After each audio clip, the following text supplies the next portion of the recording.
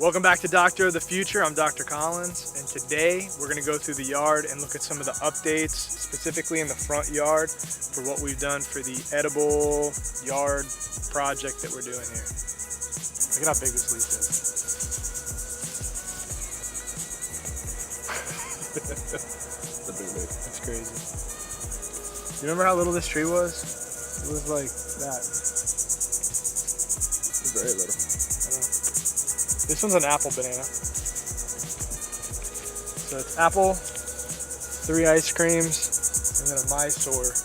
That Mysore's having a hard time, so he's about to get plucked out for another apple. But we have up front bananas, and then various types of cherries, both Barbados, and then Grumi Chama cherries. Grumi Chama bushes take forever to grow, but the Barbados cherries already have little baby cherries on them, if you want to see. We've been plucking cherries off of these guys. These will turn red and get kind of dark. They're very citrusy, almost kind of plum-like. They have a ton of vitamin C in them, and they are pretty bomb-proof. I think everybody in our town should have one of these in their yard, for sure. These are finally starting to get some new growth on them, this bush. Because I finally got them hooked up to the irrigation line. Everybody else has been taken off, but he's finally got water going to him down there. So he's just starting to get like this stuff right here. These little new growth. And this is a Grumi Chama. It's a Brazilian cherry. We can't grow like Bing cherries here because it's too hot, but these are not bad. So a few weeks ago we were at Pinder's. It was the Daddy-O's fruit tasting, and we loved, of all the mangoes we tried, Southern Blush, and that's who's sitting here now. I've got 4 mango trees planted, and this was the last spot left, so that's the Southern Blush we got from Pinder's. Thank you guys. Our jujube trees starting to take off. This is another bomb-proof plant. They produce a fruit that's almost like a green apple, about the size of a kiwi. When we went to Excalibur fruit trees and we were just like trying different things, we loved jujubes, so I actually have 4 of these planted in the yard. I snagged a lychee tree from the lychee tree nursery on Cantor Highway, and the variety that they have is Sweetheart, which I actually did research and I found out is a really, really good variety. So I grabbed this tree from them. And it's having some transplant shock.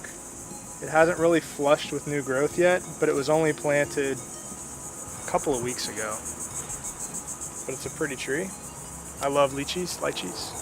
So when we went to Excalibur in April, this was a variety that I was really wanting to have in the yard, Mahashanak, because it's both early and late when it makes mangoes. And I'm excited to show off it's got some new growth. So all of this from here up is all new. So it had a flush after all the mangoes have fruited. So he's taken off now, he's happy. Alright, so on this side, the updates include: 1 is finishing off this row of pineapples. They are spaced 4 feet apart, and I may put ones in between. Down the driveway. The other side of the driveway is like halfway done. Then up front, I am on this side putting in, these are dwarf Cavendish bananas, and then this is a Huamoa plantain. I'm going to basically make some starts of Barbados cherries from those bushes and probably plant them on either side as well. But passion fruit's taken off.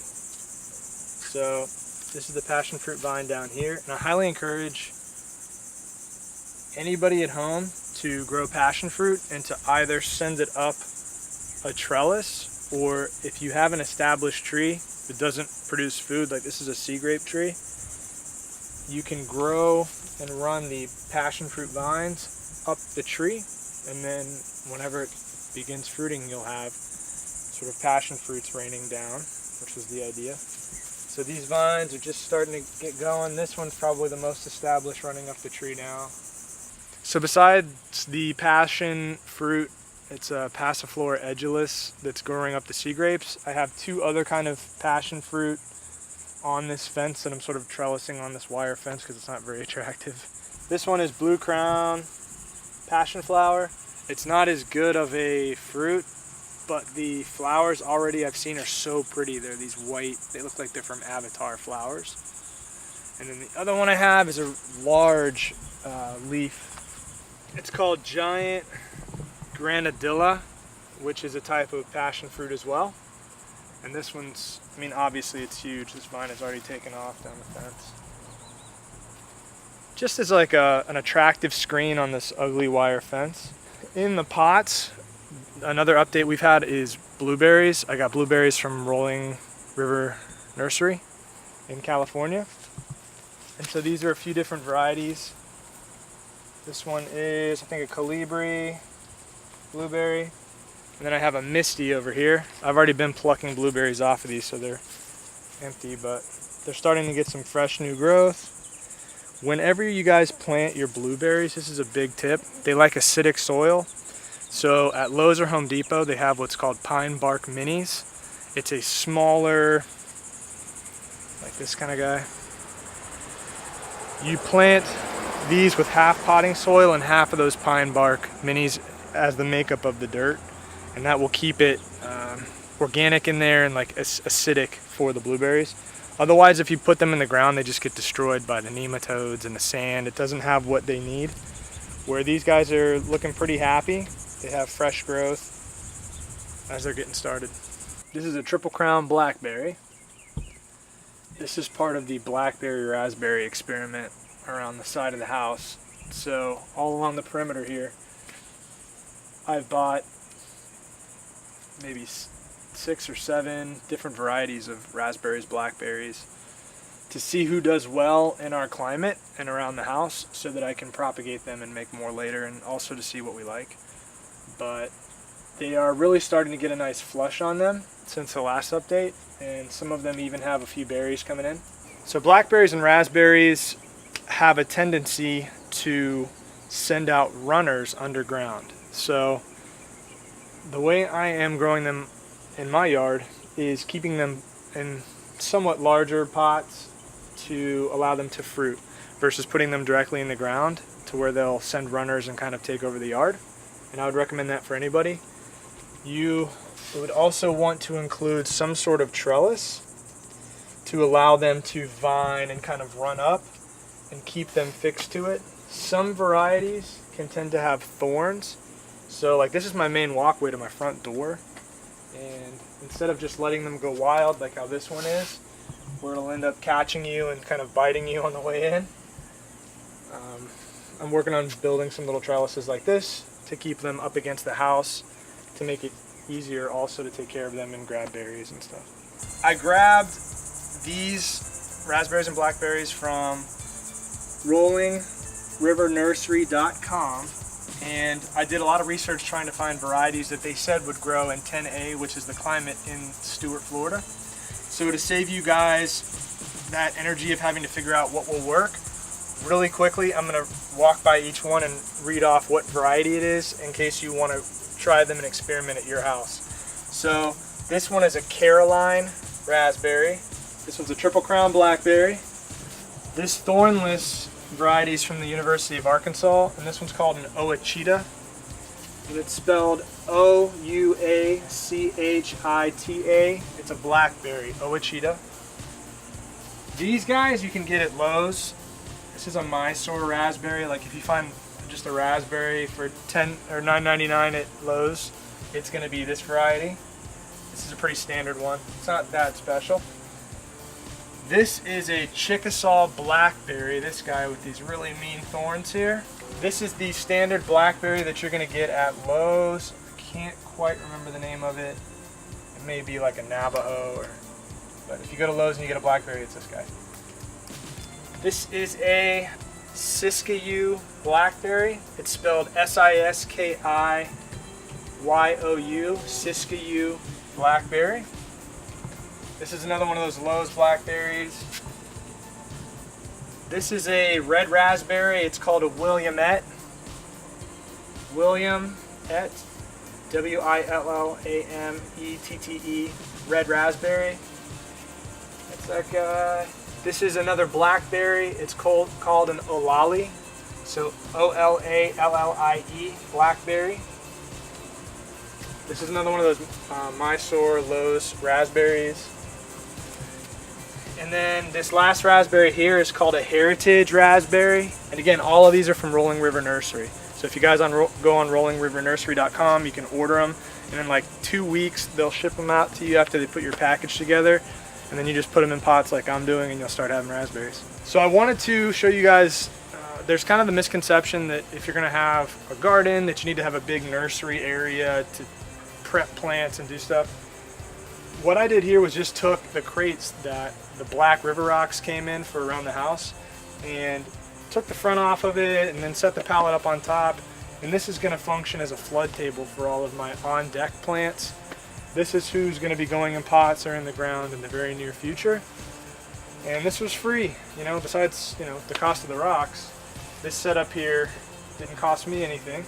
And then I got, these are actually, if you have a pet cage, like a dog cage, this is the liner that goes in. I got these off of Amazon for pretty cheap to house all of these and keep a little water in here.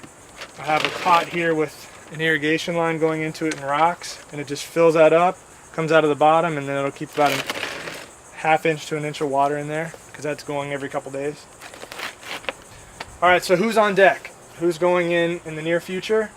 I have olives that are recuperating from the transit from Rolling River Nursery. I have 3 different types of olives, and then 4 pomegranates. So this is going to be my Mediterranean setup that's going to go actually on the back side of the house, which is a really hot and dry kind of Mediterranean microclimate in my house, at my house. So the back is going to have big terracotta pots with these different trees in here. And it's an experiment as well. Probably going to have to do a lot of pruning to keep them from going crazy. But I would love to see if I can get some pomegranates and then ultimately olives as well coming off of these in pots. Thank you guys for taking a few minutes and sort of touring the updates in the yard and this whole food yard, edible yard project for Doctor of the Future. I really hope to inspire you guys. When I talk to people every day in the office and I get down to the core of it, besides what I'm doing structurally with the Atlas, a huge part of this whole health and wellness thing is what you're eating. And beyond even trying to go and get it from the store organic, what I am finding at the core of it is growing your own food and using your square footage to feed yourself and your family. So I want to motivate you guys, even if it's in pots, to start doing that. And by the way, that's kind of a segue for what we're going to be doing in a couple weeks here, is talking about figs. And I just wanted to kind of show you what I'm doing with the figs at our house, is putting them in these large Home Depot pots, mulched in. And then also I've got some strawberry plants along the base here that will sort of vine over as they really get going. But figs, oh look, it's Ella. Aww. She's saying bye too, guys. But next time we'll go over figs, how I grow them, how I take care of them, how we eat them and use them in the kitchen, and just kind of do a plant profile on figs, and why, in my opinion, everybody in Florida should be growing these things, because they're the easiest plant. But thank you again for taking the time to watch this and your attention, and take it easy.